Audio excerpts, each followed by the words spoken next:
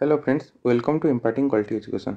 Friends, आज pedagogy video रे आमे जॉन डुइंगर आइडिया कौन थिला, जॉन डुइंगर आइडिया ऑफ एजुकेशन कौन, तांकर फिलोसॉफिकल थ्योरी कौन रही एजुकेशन उपरे ताकू पढ़िबा।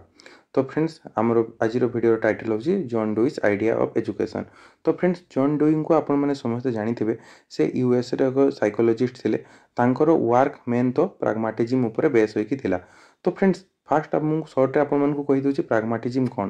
फ्रेंड्स, प्राग्मेटिज्म मेथड रे आपण मानकु पिला मानकु प्रैक्टिकल एक्सपीरियंस रे पढ़ेबा को पड़ी थाए। पिला माने तांको प्रैक्टिकल एक्सपीरियंस शिखंती, साइंटिफिक इंक्वायरी हिसाब रे पिला माने शिखंती।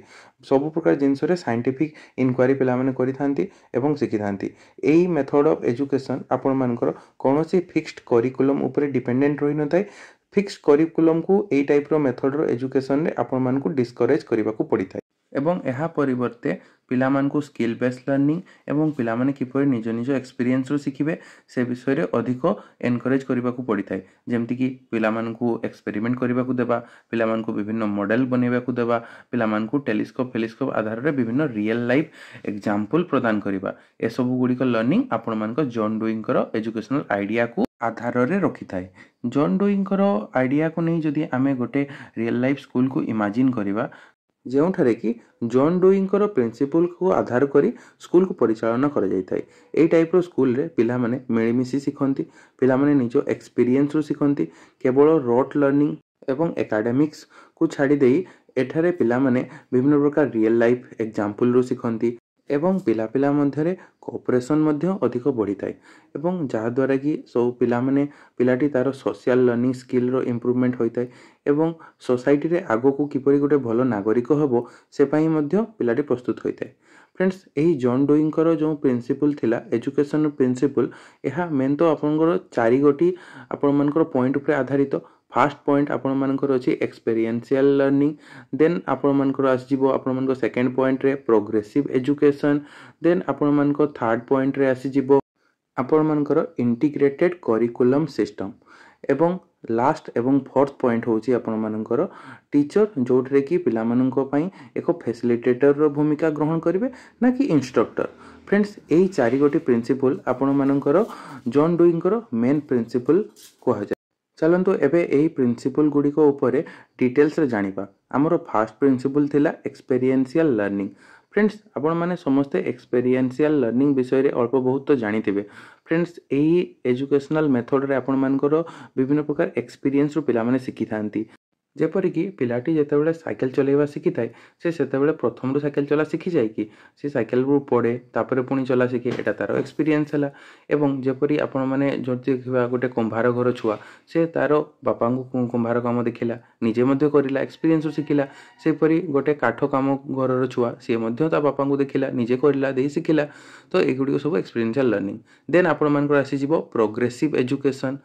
मेनली यह तीन पिलार उपरे आपण मानकर पर्यवेसित हो रही है। जमती आपण मानकर फास्ट रहिबो स्टूडेंट सेंटर। ए टाइप एजुकेशन रे पिला मानकर नीड को लेकिन पढ़ा जाए ना कि टीचर सेंटर। आपण माने स्टूडेंट एवं टीचर सेंटर मेथड भल भाव तो जानी सारी। नेक्स्ट आपण मानकर सेकेंड रे आसीबो प्रोजेक्ट बेस्ड मेथड। एही टाइप रो मेथड रे आपण मानकर विभिन्न प्रोजेक्ट आकार रे पिला माने शिखि थांती। एवं थर्ड रे आसीबो आपण मानकर पिला मानकर सोशल रेस्पोंसिबिलिटी। एठारे पिला माने आमे जेपरि सोसाइटी रे किपरि रहिबा एवं सोसाइटी प्रति हमर कोन रेस्पोंसिबिलिटी रहिछि से गुडी को शिखि थांती। नेक्स्ट रे ड्यूंकर थर्ड प्रिंसिपल, जोटा कि आपण मानकर इंटीग्रेटेड करिकुलम अप्रोच आसी थाए। फ्रेंड्स, एही इंटीग्रेटेड करिकुलम अप्रोच रे पिला मानक स्कूल रो करिकुलम इंटीग्रेटेड होई रही है विभिन्न प्रकार रो आपण मानकर थ्योरीज सहित। जेपरि कि एठारे पिला माने मिलमिशि शिखती, सब पिला माने गोटे जगह रे मिसी पढ़ती, सेठी धनी गरीब रो भेदभाव न थाए। ताकू इंटीग्रेटेड आपण मानकर इनक्लूसिव एजुकेशन भी कहि परिबा। एहा छोड़ा इंटीग्रेटेड करिकुलम रे केवल आपण मानकर पाठ पढ़ा उपरे आधार, पाठ पढ़ा उपरे शिक्षादान आधार न होई आपण मानकर विभिन्न प्रकार स्किल बेस्ड लर्निंग, जेपरि कि म्यूजिक एवं विभिन्न प्रकार हमरो वर्तमान परिस्थिति कौन कौन सब रियल लाइफ प्रॉब्लम आसुची, जेपरि कि ग्लोबल वार्मिंग ता विषय जानिबा एवं ताकू केमती अवॉइड करबा से विषय जानिबा आधारित होई रही थाए। एवं फोर्थ रे आपण मानकर आसी जाए टीचर आज फैसिलिटेटर। एठारे शिक्षक माने पिलामान को जो पूर्वर आगरू पढ़ाऊले, जो इंस्ट्रक्शन मेथड रे शिक्षक जहाँ कहीदेले पिला माने पढ़िले, जो कि आपण मानकर टीचर सेंटर्ड एजुकेशन सिस्टम थिला जोंठरे शिक्षक इंस्ट्रक्टर भूमिका निर्वाह करुले जोंठरे कि पिलाटी निजे कन्फ्यूज्ड होउतला। तो वर्तमान परिस्थिति रे जॉन डुइंग को हिसाब टीचर जड़े इंस्ट्रक्टर भूमिका ग्रहण न करी जड़े फैसिलिटेटर भूमिका ग्रहण करुछंती। एठारे पिला माने जेतले निज एक्सपीरियंस शिखुछंती शिक्षक पिला मान को अधिक उत्साहित करुछंती जोटा कि देखि पारथबे एठारे पिलाटी को शिक्षक कहउछंती very good you are doing well. तो ए टाइप रो आपण मानकर जो मेथड टाकू आमे कहि थाउ टीचर वर्किंग एज फैसिलिटेटर।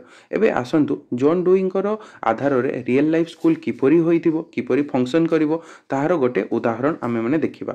तो वर्तमान परिस्थिति रे आपण माने जानि छंती पोल्यूशन एक बहुत बड़ कारण हेछि जहा द्वारा कि आपण मानकर एयर पोल्यूशन वाटर पोल्यूशन सबु हेउछि जोटा कि विभिन्न प्रकार हेल्थ प्रॉब्लम आणुछि एवं सोसाइटी रे विभिन्न प्रकार इश्यूज मध्ये स्टार्ट करूछि।